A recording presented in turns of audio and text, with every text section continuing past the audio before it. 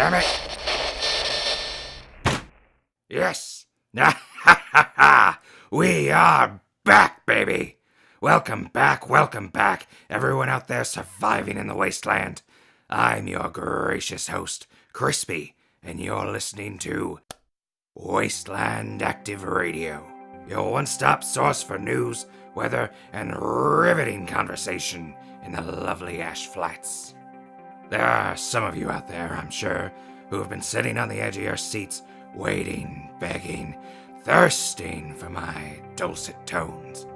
Well, wait no more, my friends, because like a cockroach, we've come crawling back from the cracks in the irradiated foundation. While we're on the subject, I'm sure you're all curious about what happened in the 5-ish years between now and our last broadcast. One word: raiders. See, I was minding my own business, working on the equipment here when the attack began. Luckily for you listeners, I had my own personal recorder running when the raiders arrived. For all you lovely listeners out there, here is the recording of that incident. Alright, now if I plug this in here, should be able to reroute the power supply. Anyway, maybe if I just sort of clip this. Alright, what the hell is that? Oh, crap. Oh, crap! Dreadful, isn't it? Well, that's raiders for you. After they chased me out of here, they took this place over, and I was back out on the irradiated streets. I tried for days to radio the chapter of the Brotherhood of Steel that sent me out here, and when I finally got through, all they did was laugh before cutting out. And there it was. I was homeless, left to die, damn near out of supplies. I wandered the area for about a year before I ran into some kid from a vault and ran with him for about 2 years, before he decided to head out east, someplace called the Commonwealth. I couldn't bring myself to follow him. Even with the time that had passed, losing the station was still a fresh wound. I couldn't let it stand.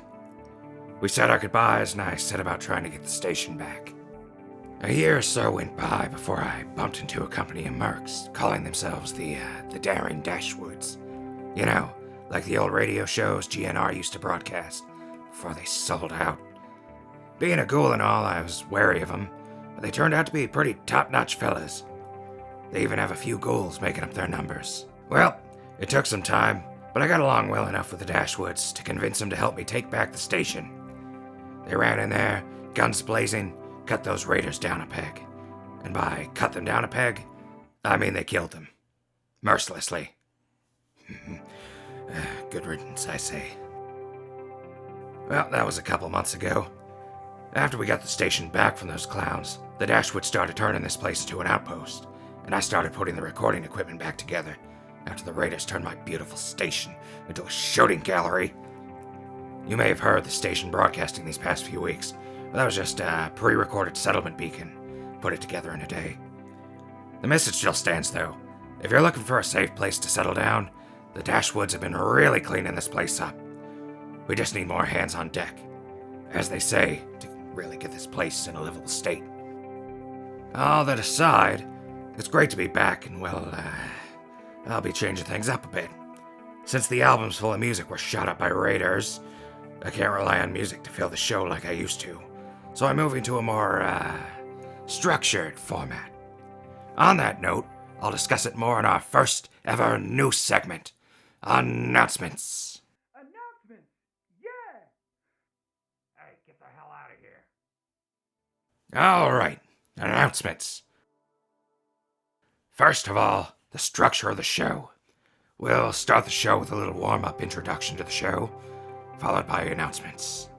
We're an up-and-coming settlement, and while these announcements will start out a little, sparse, in time there'll be more and bigger announcements. Next, we have the weather. Now, I'm not exactly a meteorologist, but I know me a weather when I see one. How hard can it be, right? I'll also be covering the local news. Now, there probably won't be too much to start with, considering there isn't really anything newsworthy going on at the moment. But as the settlement begins to grow and more people get involved, this segment will become the segment to listen to for all your newsy needs. Also, I happen to find a binder with the station's sponsorships in it, so I'll be doing some ad reads, just for the hell of it. After the news, we'll have the Peace Day Resistance, a roundtable discussion hosted by yours truly. This will also be the segment where I interview someone of interest in what will hopefully become a flourishing community. After that, a little outro to tie up loose ends and settle the hearts and minds of my dear listeners before they return to their day-to-day survival in this hellish wasteland. And now, on that subject, let's move on to the weather. Weather. Well, let's see. It was hot out yesterday, hotter today. So my prediction is that it'll be about 97 degrees out tomorrow. Today is Sunday. So Monday, 97 degrees and sunny. Tuesday, 108. Let's see. Well, there are clouds to the west. Gran always used to say, clouds in the west, inside is best, so 75% chance of rain. Wednesday, the rain will cool things down to a pleasant 73 degrees in the morning with more chances of showers. 50% chance of scattered showers. Yeah, because not all the rain fell the night before. Thursday, 82 degrees with clear skies, because all the rain will have fallen. It'll be really humid out. Yeah. 79 degrees with scattered showers, because of the humidity. And finally, Saturday, we will be treated to a lovely 69 degrees with clear skies all day. Nice. That wasn't hard at all. You just gotta put a little logic to it. Like that song they had to sing in school. Condensation, evaporation, precipitation on my mind. I figured how the rest of it goes. But that's the weather for this week, so let's move on to our advertisements.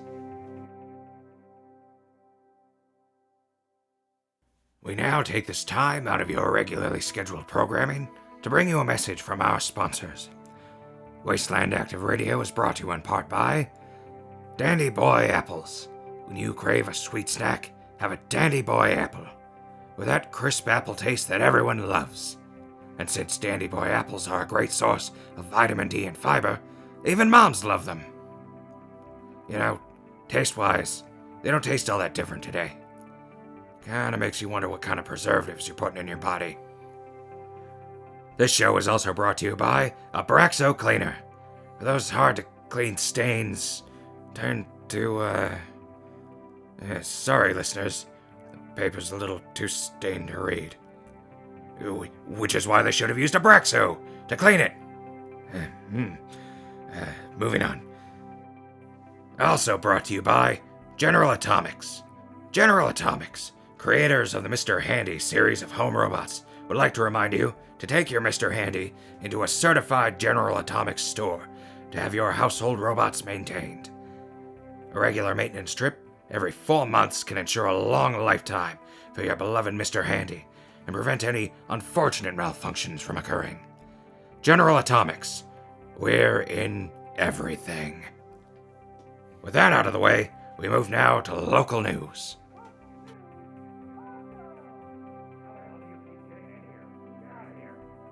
Alright, news. Like I said before, there isn't a lot going on at the moment.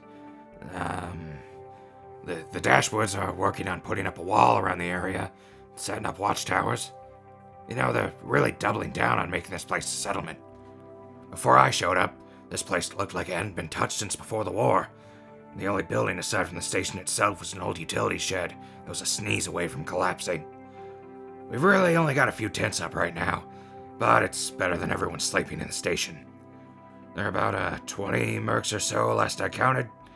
The Dashwoods have a bunch more members. This is just a small contingent being led by a guy calling himself, Sterling or something like that. This is just an outpost after all. Well, while the Dashwoods are working on making this place more secure, we're asking you, dear listeners, to come and join us here at the station. Pack up your families and move on down, especially if you're farmers, because boy, could we use some farmers. In other news, the Dashwoods that have been scouting the area have found a potential source of mostly clean water. Efforts are underway to start pumping water in from that source, which is located about a quarter-mile east of the station, in the collapsed remains of a water treatment plant. That about does it for news, but I've still got time to fill. Well, maybe I could just cut it short. Hey, can't you read? I've got a hot mic here. There's a sign outside warning you and everything. Sorry about that, old sport. Just checking on how the repairs are going. It seems you got this here old scrapper back up and running. Oh, Sterling. What a convenient surprise. I've got this puppy up and running again. Just running a test broadcast. Things are going great. In fact, why don't you have a seat? I want to ask you a few things. Well, don't mind if I do. What did you want to ask me, Crispy? Well, firstly, how about you introduce yourself to the listeners? Oh, of course. Why, I'm Major Davy Sterling of the Darren Dashwood Mercenary Company. I'm in charge of this here division of the Dashwoods and leader of the project to turn this place into a right and proper settlement outpost as a foothold for the Dashwoods. Fascinating. What can you tell us about the Dashwoods, Sterling? Oh, yes, well, the story of the Darren Dashwood stretches back about 5 years or so. Our company was started by General Lancer Taft in the ruins of a city just a few days south of the capital Wasteland. He met a man named Herbert Darren Dashwood who helped to save his settlement when General Taft was still just a boy in the mountainous Penn Wastes. The heroics of Dashwood and his ghoul friend inspired the general. I heard Dashwood traveled all over. Have you heard of him? Of course. I helped produce a radio show about Dashwood back in Washington. Argyle's my favorite character. Well, quite. Well, Taft, the jolly old fellow, got quite an idea in his head, you see. He wanted to live like Dashwood, wandering the wastes, living as he pleased, never settling down any true roots. However, he ended up seeing all the terrors of the wastes and how people out here fought so hard to reclaim these lands, he decided he wanted to help. So he continued to travel, helping where he could and building the following of like-minded individuals. Old Taft grew the Dashwoods into a mighty company, large enough that it justified breaking off a group to spread across the wasteland, and you see, that's where we come in. So, we know you want to set up an outpost here, but the question remains, why? And why here specifically? Well, it's quite simple, you see. This radio station is positioned on a decently high hill, providing good vantage point for snipers and scouts so we can see any ne'er-do-wells approaching from any direction to be ready for their attacks. Additionally, and by the looks of it, the land surrounding the station used to be farmland, so we know we could grow things here from back before the war. So, if we can get proper crops growing and enough people to work the fields, this area should become a highly valuable outpost for the Dashwoods to resupply as they begin to stretch their influence across the land. Well, that's nice and all, but won't that attract, less than pleasurable company? Well, of course, Crispy. An area like this, with as much potential as it has, could easily attract plenty of unwanted attention from any number of factions. Raiders, super mutants, other mercenary companies, you name it. But we Dashwoods won't let anyone with vile intent touch this place, by gum. We'll pick up our arms and send those villains running for the hills, or we ain't the Darren Dashwoods. Well, I'm convinced. You sure do sound like you've got everything under control, and I'm not just saying that to convince our listeners that this is the place to be. Anything else you want to say before I end the show, Sterling? Anything else? Well, I guess remember to always carry an extra stim pack. You never know when disaster might strike. Either an extra stim pack or one more bullet in case cannibals get over. Okay, thank you, Sterling. That was, informative. I'm sure you're a busy man. Well, of course. Plenty to do out there, and remember what I said, everyone, and please, do come join us here at the station. We need as many hands as we can get.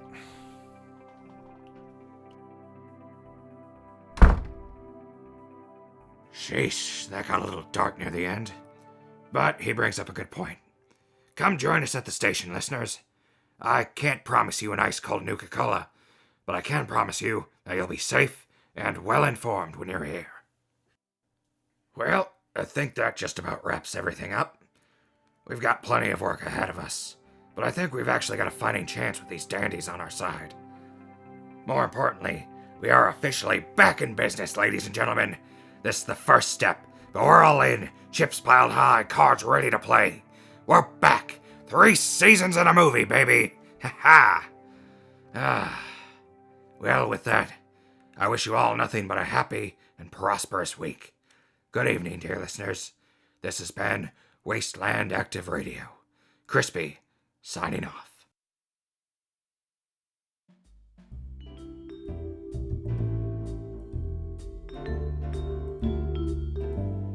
Wasteland Active Radio is created, written, and produced by Z. Hagen and Jay Wilson. Brought to you by the Record Button. Wasteland Active Radio is set in the Fallout video game universe owned by ZeniMax Media and Bethesda Softworks.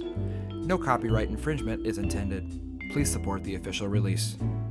Thank you. An additional note, the song that you're currently listening to, Lobby Time, is by Kevin MacLeod at incomputech.com. Licensed under Creative Commons. Attribution 3.0.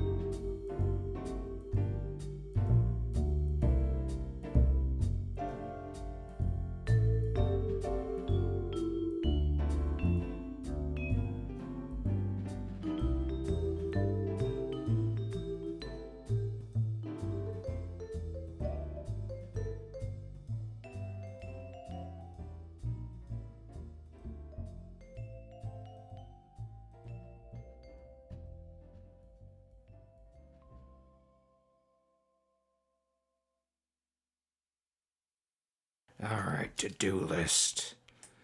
Let's see. 1. Finish cleaning station. 2. Get a weatherman. 3. Tell Sterling to lighten up. Jesus Christ. Hold on a second. Where did all these fingernails come from? Man, I hate raiders.